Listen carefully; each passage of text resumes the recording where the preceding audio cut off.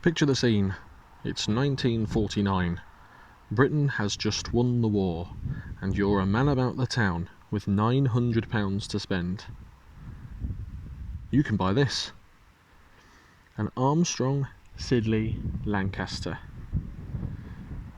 Here it is. My 1949 Armstrong Siddeley Lancaster. Post-war, 16 horsepower. And it's a brilliant little car. There's a few videos on the channel already of just looking at the car, brief little drone bits and pieces I've done, but I thought I'd give you a walk around on this, as there's not many out there, and there's no walk around videos I can see of somebody who owns a car as opposed to is trying to sell a car. So today we're going to take a look at this MPG 65 original number plate on this, my 1949 Armstrong Siddeley. British company with coachwork built by Mulliners, and their factory Armstrong Siddeley, based in Coventry, I believe. And it's a bit windy today, a bit grey and dull, so hopefully the sunshine will come out while we do this video and you'll be able to see her in all her glory now. I've literally just struck her up and backed her out of the garage, so she's a bit dusty. She needs a bit of a polish and a clean, but I thought I'd share this with you today, and for anyone that's interested, I hope you enjoy the video. So looking at the car, beautiful Art Deco lines, painted in a two-tone colour, brown and cream. Not the original colour, she left the factory black with a cream pinstripe down the side, and was restored in the 70s in this colour. So quite a fashionable 70s colour. I like to think it's Pullman coaches, if you remember the old Pullman coaches. We'll do a walk around first. You can have a look at all the features. Then we'll look at the interior. I'll start it up, look under the bonnet, and just show you a few more bits about this car.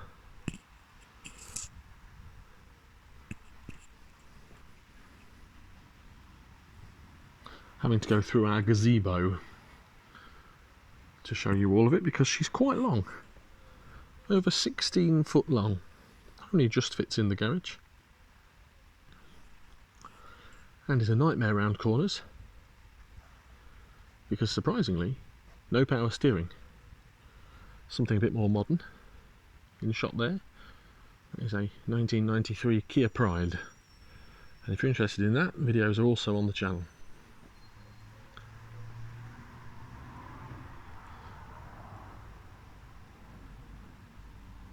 So named after British war machines, the Lancaster, the Hurricane, which is a drop head coupe version of this, a Typhoon, and a Whiteley or a Whitley, however you pronounce it.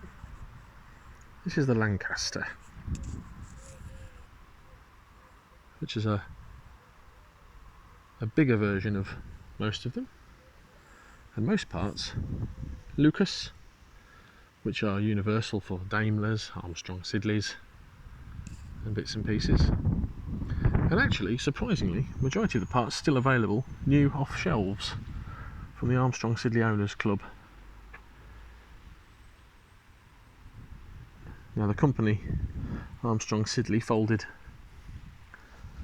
I believe, in the 60s, and the Owners Club bought a lot of the parts, and I think even the trademark to the logo, which is the Sphinx, if you've noticed on the front.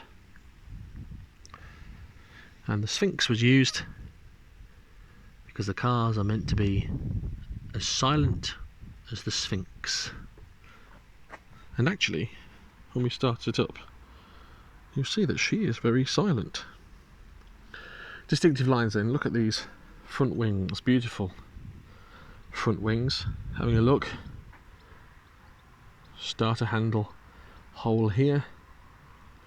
Now modern repeater flashes have been added just for that extra bit of road safety, because this car does come with trafficators or semaphores. Again, the big wing shape continuing onto the running boards, step boards down the side.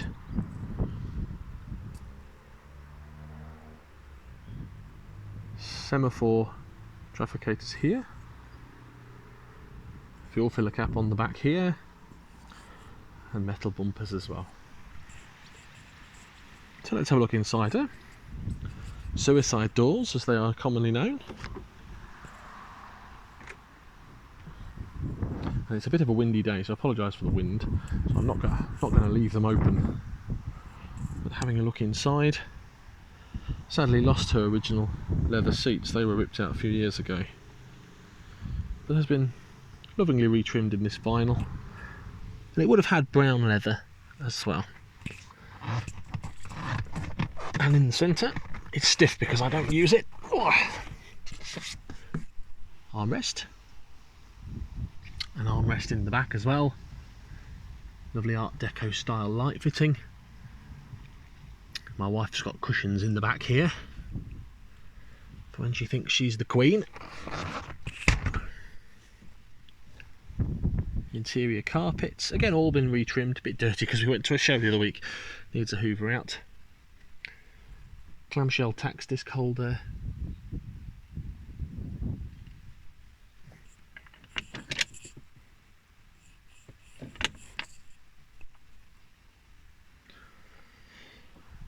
And on your doors, recessed door handles, manual windows of course, no electric windows, armrest and a little door pocket. You can't get much in there. You've obviously got some opening light windows as well. I don't know if they're called quarter lights or not, I don't know about that. Someone will have to give me some information. We've got some vents here as well.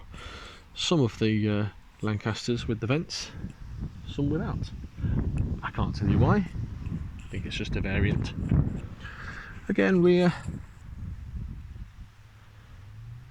footwell. Nice period vintage grab handles in the back. That window. And same again. I love this. This is one of my favourite features.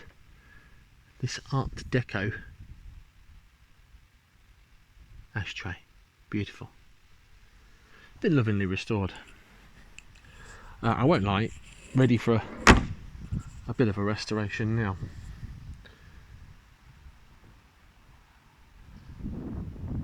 But rather than throwing thousands and thousands and thousands of pounds, I'm going to enjoy it as it is.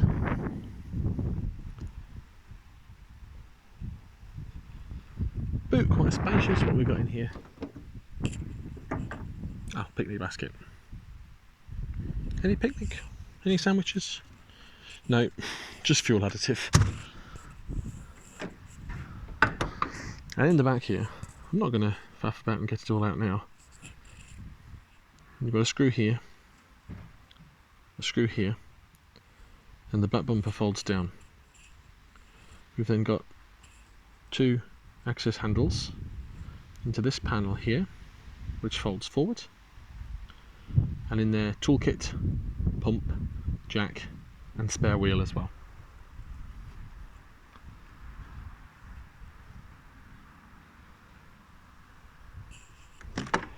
Two different options on this car. Gearbox wise, you could have had a synchromesh gearbox or a Wilson pre-selector gearbox. This is the latter, the 4-speed pre-select, as you'd have found on London buses.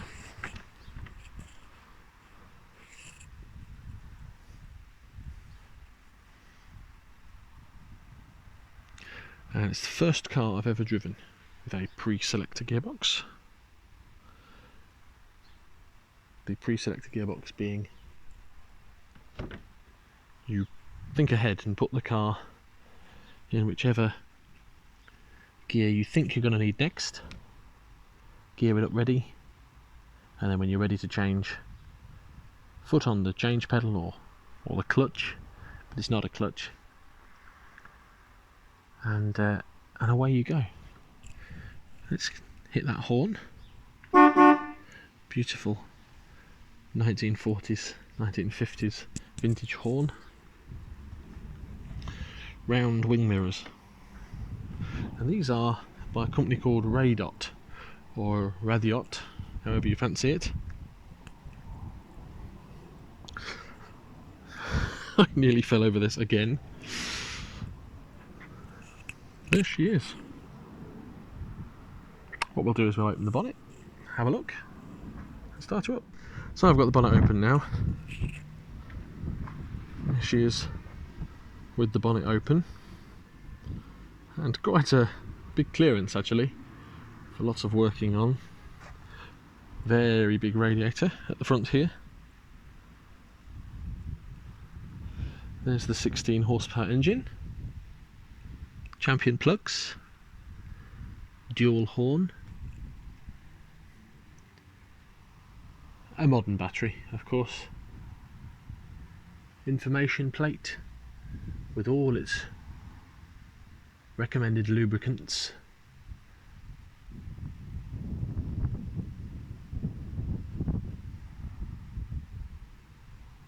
This is a work in progress. Getting this nice and clean. Still on the go. There she is under the bonnet. Now, let's see if we can start her up, because she was cold and she's been out here a little while, so let's see if we can start her. Make sure she's in neutral, of course. Yep. Put the handbrake on just in case. Manual choke. Ignition. Start. No, she's a bit cold. No. Oh, there she goes. Leave that choke out a little bit for now.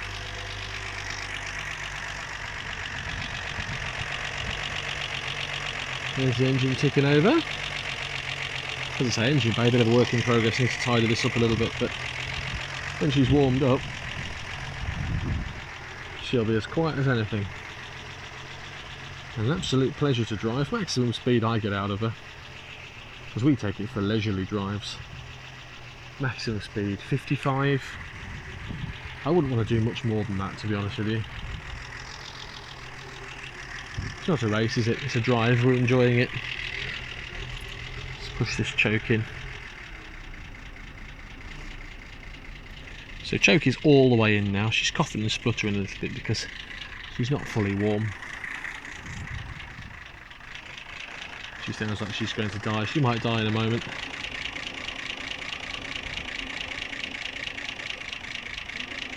So there it is, the 16 horsepower engine.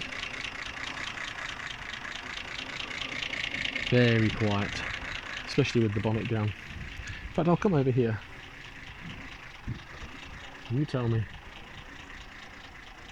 if she's quiet.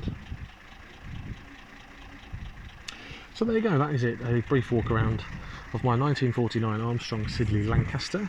Please leave a comment, please subscribe to the channel, lots of videos on the way.